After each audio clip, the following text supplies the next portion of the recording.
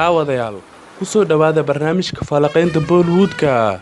Barnaamijka falanqaynta Bollywoodka waxa ku soo qaadanaynaa Ramesh Turani oo madax u ah shirkadda Dabis, sidoo kalena maalgeliye filimka taxanaha ah qayaanada caanka ku ah Raas, ayaa xaqiijiyay in Raas 3 Meg Star Salman Khan hogaamiye ka yahay.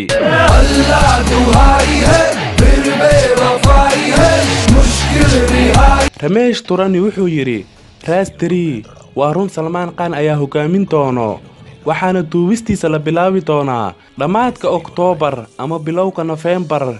sidoo kalena dhawaan ayaa si rasmi ah ugu dhawaaqi doonaa mashruucan jilayaashiisa iyo xogtiisa oo dhameystiran. toddobaadka dambe ayaa la dhameystiri doonaa jilayaasha Raas 3 oo dhan, balse Salman Khan oo kaliya ayaa idin xaqiijin kara inuu mashruucan udub dhaxaad u yahay.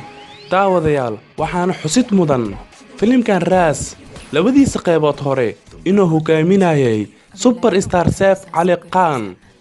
Armaan मलिक के लिए पैसों से बढ़कर कोई चीज नहीं है। मैं उसका वो हाल कर दूंगा कि वो सड़क पर भीख मांगता फिरेगा।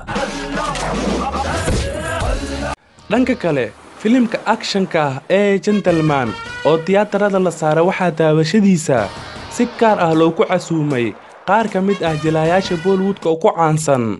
haddaba sawirada martidii daawatay filimka ee Gentleman waxaa laga soo bandhigay SRK Shah Rukh Khan iyo Sonakshi Sinha oo koobta imaadeen.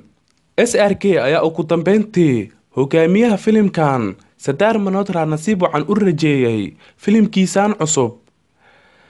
sidoo kalena Sunil Shetty iyo Jacqueline Fernandez oo filimkan wax ka jilayay ayaa ku sugnaayeen koobta filimkan ee Gentleman lagu daawaday. barnaamijkan waxaan idin socodsiinaya anigoo Cabdicasiis Cabdullaahi Cabdicasiis Nadara. amaana Allah sidaasi nabadgelyo.